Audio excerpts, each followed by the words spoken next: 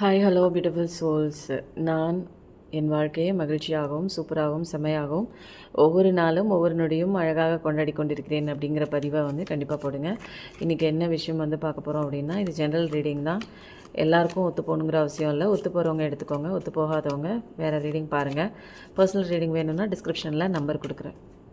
அதுக்கப்புறம் இப்போ நமக்கு என்னென்ன கார்ட்ஸ் வருது அப்படின்னு பார்க்கலாம். Page of pentacles. நிறையா பேர் மணி பற்றின ஒரு கவலையில் இருக்கிறீங்க. நமக்கு தேவையை பூர்த்தி பண்ணக்கூடிய அந்த ஒரு வருமானம் உங்களுக்கு இல்லை அப்படிங்கன்னு இப்போ கவலைப்படுறீங்க. கண்டிப்பாக உங்களுக்கு எல்லா கஷ்டமும் முடிவுக்கு வரக்கூடிய அந்த தருணத்தில் தான் நீங்கள் இப்போ அந்த வீடியோவை பார்க்க வந்திருக்கீங்க. எந்த ஒரு கிளாரிட்டியுமே இல்லாமல் வாழ்க்கையில் எப்படிடா இப்படியே போயிட்டே இருந்ததுன்னா நம்ம வாழ்க்கை எப்படி போக போகுது, நம்ம எப்படி குடும்பத்தை நடத்த போகிறோம் அப்படின்னு கவலையிலலாம் இருந்தீங்கன்னா, அழகான ஒரு அபண்டன்ஸ் வரக்கூடிய அந்த டைம் தான் அவங்களுக்கு நெருங்கிடுச்சு அப்படிங்கிற ஒரு விஷயந்தான் நிறையா பேருக்கு இருக்குது. கொஞ்சம் கொஞ்சமாக அவங்க வாழ்க்கையை வேறு திசைக்கு, ஒரு நல்ல திசைக்கு, ஒரு சந்தோஷமான ஒரு இடத்துக்கு போக போகுது. அதனால் பொறுமையாக இருங்க. இது வரைக்கும் எத்தனை கஷ்டங்கள் நீங்கள் தாண்டி வந்திருந்தாலும் இனிமேல் கடவுள் உங்களுக்கு அபாரமான ஒரு அபண்டன்ஸ் உங்களாலே மேனிஃபெஸ்டேஷன் பண்ண முடியும். அது குறித்து தான் இனிமேல் உங்களுடைய கான்சன்ட்ரேஷன் ஃபுல்லாகவே இருக்குது. இனிமேல் அதன் மேலே குறித்து நீங்கள் கவலைப்பட தேவையில்லை. கடவுள் இறங்கிட்டாங்க. நிறையா பேர் நியாயம் கிடைக்கல, நமக்கு சில விஷயங்களுக்கு நமக்கு தவறான ஒரு ஜட்ஜ்மெண்ட் கிடைச்சிருக்கு அப்படிங்கிறதுனால பிரச்சனைகள், இவ்வளோ பிரச்சனைகள் அடுக்கடுக்காக வந்ததுனால என்ன பண்ணுறதுனே தெரியாமல் நம்ம என்ன கற்றுக்க வந்திருக்கோம் அப்படின்னு சொல்லிட்டு அந்த பழைய அந்த பாஸ்டில் நடந்த சில விஷயங்களை அதை பிடிச்சிட்டே தான் இன்னமும் நிறையா பேர் போயிட்டுருக்கீங்க. திரும்பி திரும்பி பார்க்குறீங்க, சரி நம்ம மனசை மாற்றிட்டு நம்ம வாழ்க்கையை வேறு திசைக்கு கொண்டு போனால் மட்டும்தான் நம்மளால் நிம்மதியாக வாழ முடியும் அப்படின்னு நினைக்கிறீங்க. பட் இதில் பார்க்குற சில பேர் பின்னாடி திரும்பி பழசை நினச்சிக்கிட்டே நீங்கள் முன்னாடி ஃபார்வேர்டில் ஃப்யூச்சரில் காலை வைக்கிறீங்க. கண்டிப்பாக நீங்கள் சரியான பாதைக்கு போக முடியாது. பழசை எந்த இடத்துல நீங்கள் விட்டுட்டு நீங்கள் மன்னிச்சு விட்டுட்டு லெட் கோ பண்ண விட்டுட்டு பழசில் நடந்த எந்த விஷயத்தோட தடமும் உங்களுக்குள்ளே இல்லாமல் இருக்கும்போது தான் உங்களோட ஃப்யூச்சர் பாதையை நோக்கி உங்கள் வாழ்க்கையை அழகாக கட்டுமானம் பண்ண மாதிரி அழகாக அதை திசை நோக்கி போகக்கூடிய ஒரு தருணம்லாம் வருது. அதனால் நீங்கள் பின்னோக்கி இனிமேல் பார்த்து எந்த பிரயோஜனமும் இல்லை. உங்கள் வாழ்க்கையில் நடந்த பிரச்சனைகள் எல்லாமே சில லெசனுக்காக தான். அதனால் பின்னோக்கி பார்த்துட்டு இருந்தீங்க அப்படின்னா உங்கள் வாழ்க்கையில் முன்னேற்றம் இருக்காது. இனிமேல் எந்த விதமான ஒரு குழப்பமும் இல்லாமல் தெளிவாக ஃபார்வேர்டாக போகிற வழியை பாருங்கள். கண்டிப்பாக. ஏன் அப்படின்னா கடவுளோட இன்டர்வென்ஷன் இருக்குது. அழகான இனிமேல் உங்களுக்கு எந்த இடத்துல மரியாதை குறைவாக நடந்துச்சோ அந்த இடத்துலலாம் உங்களை ரெஸ்பெக்ட் பண்ணுவாங்க. அழகாக உங்களை ஒரு பாராட்டுவாங்க. இவங்கள மாதிரி உண்டா அப்படின்னு உங்கள் திறமைகளை பாராட்டக்கூடிய ஒரு இடமா தான் நீங்கள் இருக்க போகிற இடம் இருக்குது. ஏன்னா கடவுள் நியாயமாக உங்களுக்கு சேர வேண்டிய அந்த வேல்யூவாக இருக்கட்டும், ரெஸ்பெக்டாக இருக்கட்டும், ரெக்கக்னிஷனாக இருக்கட்டும் உங்களுக்கு வாங்கி கொடுக்குறாங்க. ஏன்னா அவ்வளவு கஷ்டப்பட்டீங்க. உங்களுடைய கஷ்டத்திற்கு பலனாக தான் இனிமேல் நிறைய விஷயங்கள், நல்ல நல்ல விஷயங்கள்லாம் உங்கள் வாழ்க்கைக்குள்ளே கடவுள் எடுத்து கொண்டு கொடுக்குறாங்க. இனிமேல் அநீதி செய்யணும்னு நினச்சி உங்களை தேடி யாராலையும் வர முடியாது. பிரச்சனைகள் எவ்வளோ பெருசாக இருந்தாலும் அதை தரமட்டத்துக்கு கொண்டு வர திறமையெல்லாம் உங்ககிட்ட தான் இருக்குது.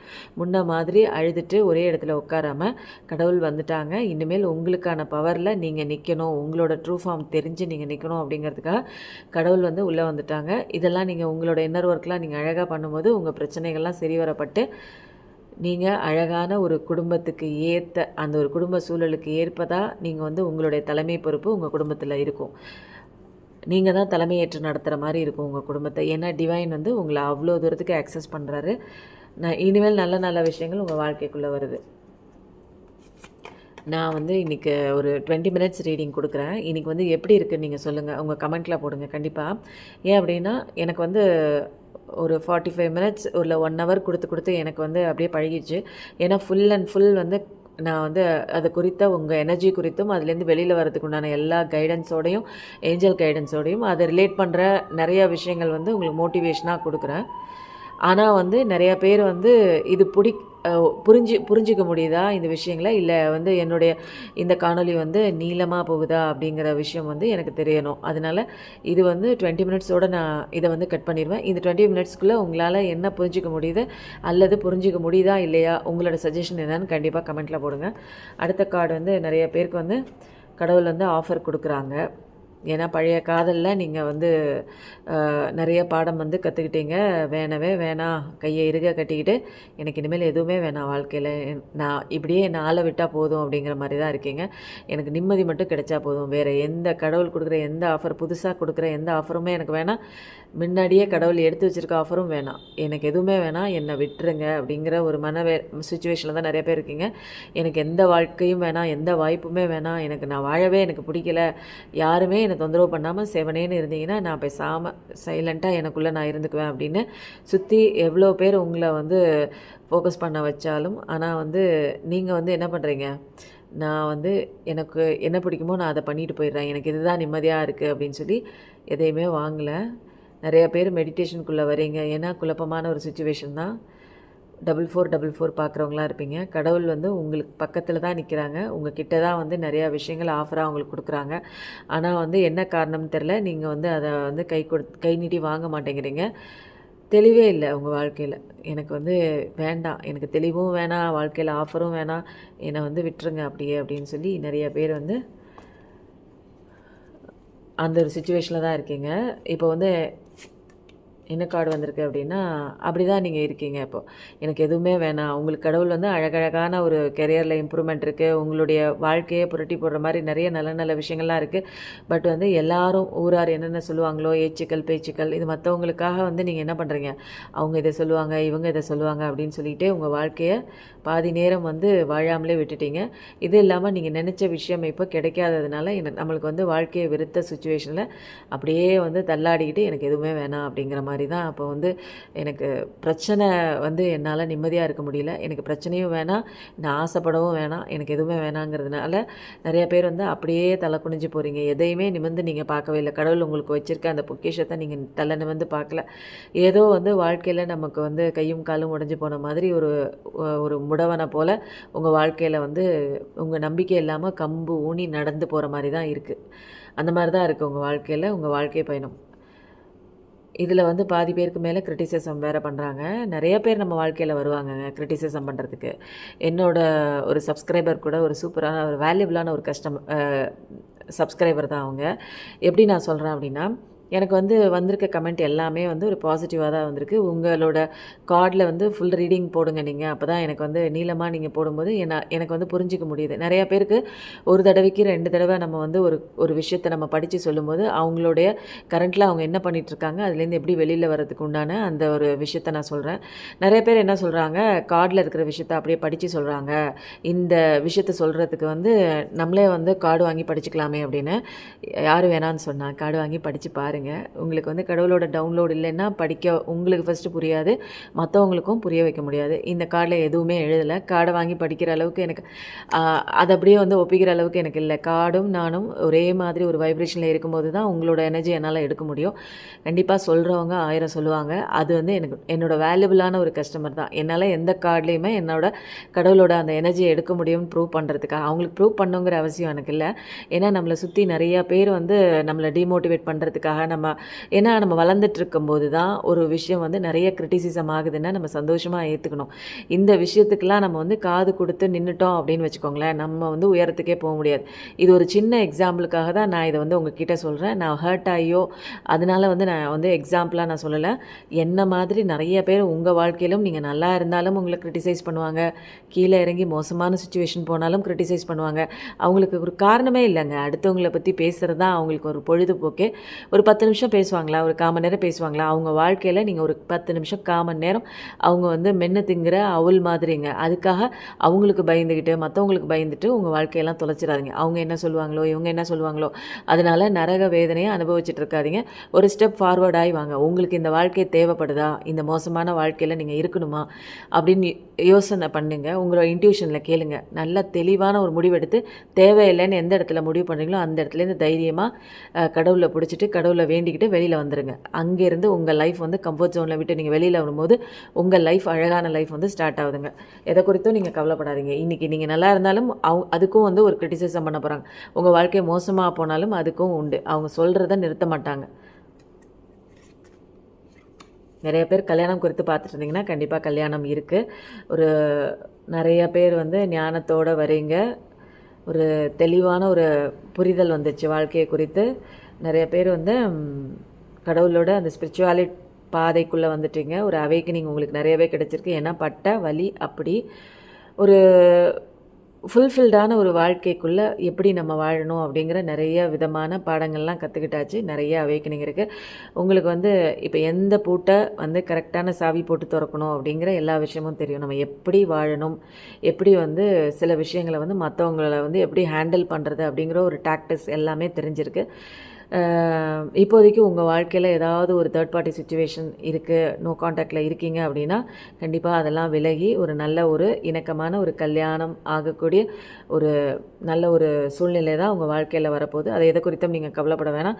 தேர்ட் பார்ட்டி சுச்சுவேஷனாக நினைக்கிற சில விஷயங்கள்லாம் கொஞ்சம் நாளைக்கு மட்டும்தான், அதெல்லாம் உங்களை தாண்டி வெளியில் போயிடுது. நம்மளை குறித்து பேசுகிறவங்க பேசிட்டு தாங்க இருப்பாங்க. நீங்கள் பாட்டுக்கு உங்கள் வேலையை பாருங்கள். கடவுள் இருக்காங்க. 2 தடவை கார்டு வந்திருக்கா. இந்த கார்டு நம்ம டெக்கில் 2 தடவை வந்துருச்சுனாலே இந்த பைல் வந்து ஒரு பயங்கரமான ஒரு பவர்ஃபுல்லான ஒரு பைல் தான். ஓகேவா? இந்த கார்ட்லேயும் அதே தான் சொல்லுது. ஏன்னா என்னோடய சப்ஸ்கிரைபர் ஒரே எனர்ஜியோடு தான் இருக்கீங்க. என்னோட அந்த எனர்ஜியும் உங்களோட எனர்ஜியும் கனெக்ட் ஆனதுனால தான் இந்த 2 விதமான ஒரு இன்டர்வென்ஷன், டிவைனோட இன்டர்வென்ஷன் உங்கள் வாழ்க்கையை வந்து அபண்டன்ஸ் ஆக போகிறது. இது எல்லாமே வந்து கடவுள் உள்ளே பூந்துட்டாங்க அப்படின்னா நீங்கள் வந்து டிசைன் பண்ணணுங்கிற அவசியம் இல்லை. உங்கள் வாழ்க்கையை வந்து கடவுள் அழகாக டிசைன் பண்ணுறாங்க. இது எல்லாமே வந்து உங்களுக்கு வந்து கன்ஃபார்ம் பண்ணுற ஒரு விஷயமாக தான் இருக்குது. பண தேவைகள் நிறைவேறுது, இடம் வாங்கணும்னு ஆசைப்பட்டிருந்தீங்க, எந்த காரியமே என்னால் ஒழுங்காக வந்து செய்ய முடியல, தடையாகிட்டே இருக்குது, ரொம்ப நாளாக தடையாகுது, திருமண தடையாகுது, எனக்கு வந்து கெரியரில் முன்னேற்றம் அடையாமல் தடையாகுது, எனக்கு குழந்தையே இல்லாமல் தடையாகுது. தடை உண்டாக்குற எந்த விஷயமும் இனிமேல் உங்கள் வாழ்க்கையில் எதுவுமே இல்லை. பணத்தடையாக இருக்குது, பிளாக்கேஜஸ், எந்த பிளாக்கேஜஸும் இல்லை. மேரேஜில் ஏதாவது பிளாக்கேஜஸா, இல்லை வந்து மணி பிளாக்கேஜஸா, எல்லா பிளாக்கேஜஸும் இங்கே கடவுளோட கை வந்து சுக்குநூறாக தவிடு பொடி ஆக்குது. நீங்கள் ஆசைப்பட்ட விஷயம் அது அப்படியே கண்டிப்பாக நிறைவேறுது. ஒரு செழுமையான ஒரு எவர் க்ரீனான ஒரு லைஃப் தான் உங்கள் வாழ்க்கைக்கு. இனிமேல் ஃப்யூச்சரை பற்றின எந்த விதமான கவலையே பட தேவையில்லை. ஏன்னா கடவுள் உள்ளே வந்துட்டாங்க. அதனால் உங்கள் லைஃப் மட்டும் நீங்கள் பாருங்கள், பேலன்ஸ் கொண்டு வாங்க, அதுதான் முக்கியம். பேலன்ஸ் மட்டும் கொண்டு வந்துட்டீங்க. வெளியில் என்ன நடந்தாலும் உங்களுக்குள்ள ஒரு அமைதியையும் ஒரு நிதானத்தையும் ஒரு பொறுமையும் இதெல்லாம் நீங்கள் கண்டுபிடிச்சிட்டிங்க. எப்படி யார்கிட்ட எப்படி நடந்துக்கணும்னு தெரிஞ்சுக்கிட்டீங்க அப்படின்னா கண்டிப்பாக உங்கள் வாழ்க்கையெல்லாம் இனிமேல் வந்து ரொம்ப சூப்பராக இருக்குது. நல்லா பேலன்ஸ்டாக கொண்டு போகிறீங்க. அதுதான் இங்கே வந்து தெளிவாக தெரியுது. ஒரு கால் வந்து 2 காலுமே சமநிலைக்கு வரணுங்க. ஒரு கால் தூக்கிட்டோம், ஒரு கால் இறக்கிட்டோம், ஒரு பக்கம் மேலே தூக்கிட்டோம் இருக்கும்போது ஒரு ஃபினான்ஷியல் லெவல்லையும் வந்து ஒரு பேலன்ஸ் இருந்தால் தான் நமக்கு வந்து வரவும் செலவும் போக பாக்கி 1% சேர்த்து வைக்க முடியும். அதனால் பேலன்ஸ் பண்ணி கொண்டு வரது உங்கள் கையில் தான் இருக்குது. நம்ம வாழ்க்கையை வந்து திட்டமிட்டு செயல்படும் போது நம்ம வாழ்க்கையை வந்து ஒரு எஜமான லெவலுக்கு போகும். இல்லைன்னா நம்ம வாழ்க்கையை வந்து கோமாளி மாதிரி தரமட்டத்துக்கு இறங்கி போகும். ஒரே கை கொட்டி சிரிக்கிற மாதிரி நம்ம வாழ்ந்துடக்கூடாது. அதனால் எந்த விஷயம் செய்கிறதா இருந்தாலும் ஒரு தடவைக்கு 2 தடவை யோசனை பண்ணி இந்த விஷயம் நம்ம வாழ்க்கைக்குள்ளே நம்ம செய்யலாமா, ஏதாவது பின்விளைவுகள் பெருசாக இருக்குமா அப்படின்னு யோசித்து பண்ணலாம். எல்லா பின்விளைகளுமே நம்மளால் வந்து ஜட்ஜ் பண்ண முடியாது. சில வந்து கடவுள் வந்து சீக்ரெட்டான நிறைய விஷயங்கள் வச்சுருப்பாங்க.